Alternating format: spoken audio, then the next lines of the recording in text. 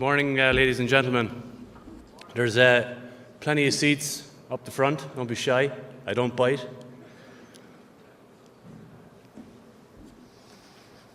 I'd like to welcome everyone here today to the 12th annual Iowa Renewable Fuels Summit. Thanks to everybody for being here. It's been exciting over the last 8 years for me to watch this summit grow. Today I believe we're going to have over 800 attendees with some very high profile speakers that will give us a very good insight into our industry. My name is Eamonn Byrne. I'm the CEO of Lakeview Plymouth Energy in northwest Iowa, Merrill, Iowa. We're a 55 million gallon ethanol biofuel plant.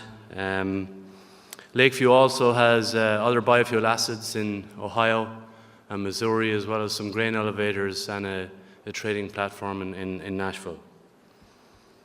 I stand here before you today as president of Iowa Renewable Fuels Association, and it's my honor to recognize a number of very special attendees here today. A lot of biofuel supporters are quite envious of the stature of the people that we have in Washington, D.C. Senator Chuck Grassley, Senator Joni Ernst, thank you very much for your unwavering support. There's not a whole lot I can say here other than to acknowledge the work that they do on a daily basis, and particularly the work that they did here in 2017 when some questions were being asked about the RFS. So Senator Grassley and Senator Ernst and your representatives here today, thank you very much.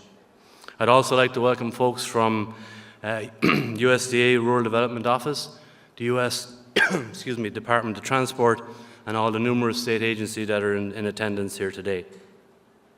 While I'm very proud of the work that Iowa Renewable Fuels have done, we're not on our own. We're a small cog in a very, very big industry wheel, and there are many other attendees here today that put their shoulder to the wheel on a daily basis, those being the American Coalition for Ethanol, or ACE, Growth Energy, Illinois Corn Growers, Iowa Biodiesel Board, Iowa Corn Growers Association, Iowa Farm Bureau Federation, Iowa Soybean Association, the Kansas Corn Growers, National Biodiesel Board, Nebraska Corn Board, Renewable Fuels Association, Renewable Fuels Nebraska, and the Urban Air Initiative.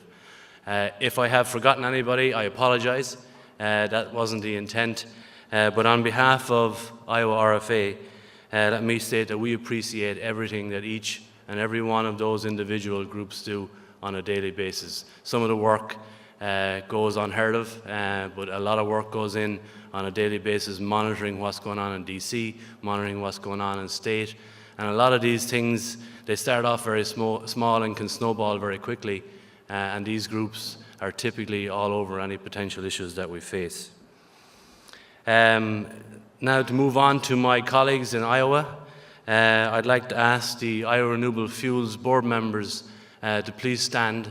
It's been a pleasure working with you guys over the last 8 years, and thank you very much for everything you do. To all the producer members,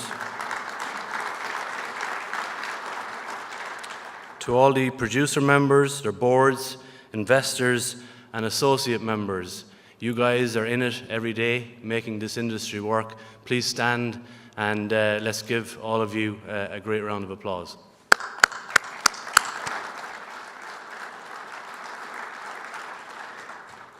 I want to move on now to thank the people who have made today's summit possible. I think I said it last year, this is a free summit, and it wouldn't be possible without the generous support of our sponsors. It's hard to get this number of speakers together. If you want to talk to Lucy for a half an hour, and she'll tell you the woes to try and get a panel of speakers here, fly them in from all over the US, especially people who are in demand. And I think, once again, Lucy has put a great show on, but that would not be possible without the support of our sponsors. Our 2018 goal sponsors are Eco Engineers, Growth Energy, Iowa Corn, Lallemand Biofuels and Distilled Spirits, and Solenis. Our 2018 silver sponsors are the American Coalition for Ethanol, Betatech Hop Products, CoBank, CTE Global, ERI Solutions, Ethanol Producer Magazine, Faegre Baker Daniels, Farm Credit Services of America, Fluid Quip, Growmark Energy, ICM, FC Stone, Kennedy & Co., Monsanto, Olson Associates, and US Water. Our 2018 media partners are the Biodiesel Magazine, Biofuels Journal, and the Ethanol Producer Magazine. Our sponsors deserve a large round of applause, and without them, we could not keep the summit free for our public. So please join me in a round of applause for our sponsors. Please look them all up in the brochure that's on each of your seats, or visit their booths at the back. On behalf of Iowa RFA, your support has not gone unnoticed, and thank you very much. Our exhibitors, once again, our exhibitor show has been sold out for the summit. So please stop by and visit each and every one of them. They're all a very vital part of our industry. Without a lot of them, we can't make biodiesel, we can't make biofuel, pumps won't work, we need enzymes, we need yeast. So all these people are very much an integral part of our industry. So please visit our booths right behind us here. For you guys, there's also an opportunity here today to look at contributing towards moving our industry forward. First off, if you can visit the IRFA board booth, we're asking everybody to take the E15 pledge. And for each person that signs up, we're going to donate $1 to the Hormel Cancer Institute. There's a gentleman by the name of Bill Nordy who's been in the news quite a bit over the last few months. A certain senator by the name of Senator Cruz down in Texas has decided to take him hostage and not allow him to be appointed to the USDA where he belongs. Iowa agriculture, US agriculture, Iowa biofuels, US biofuels need Bill Nordy in the USDA. End of story.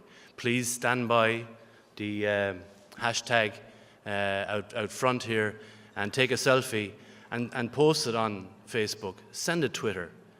This is a good man. We all know him very well, right? He needs to be in there working and not be held hostage over some gentleman that simply is not getting his own way.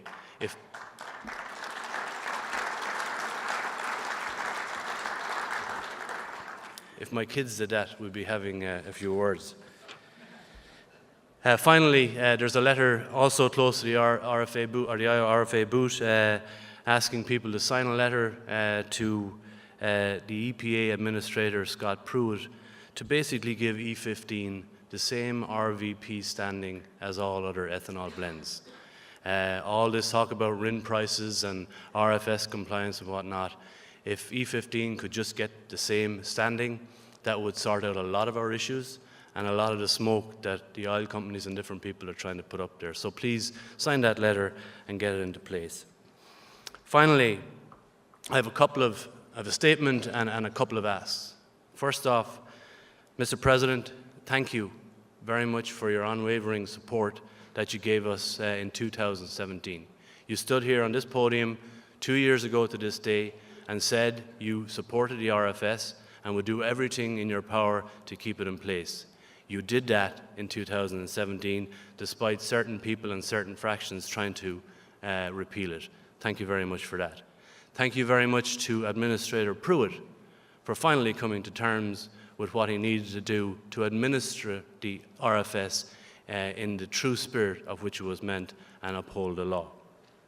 For biodiesel, Congress, let's get this tax credit back in place so that our biodiesel producers and all the people who are associated with the industry can actually get back to work and do what we're good at.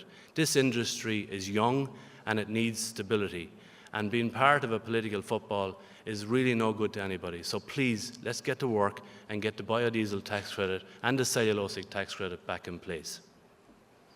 And finally, we've heard a lot about refineries on the east and one of them potentially going bankrupt and using RINs and the RFS as the reason for it. I want to send a message today to everybody that's listening that should people start repealing the RFS or looking at changing the RFS in any shape or fashion. You are putting the livelihoods and the income of farmers across the United States at serious risk. And that has a far greater outreaching effect than one biorefinery, which some would say may be poorly ran, going into bankruptcy. So please take note. There's a lot of people watching this RFS and how it's going to impact the Midwest, and we need to protect it.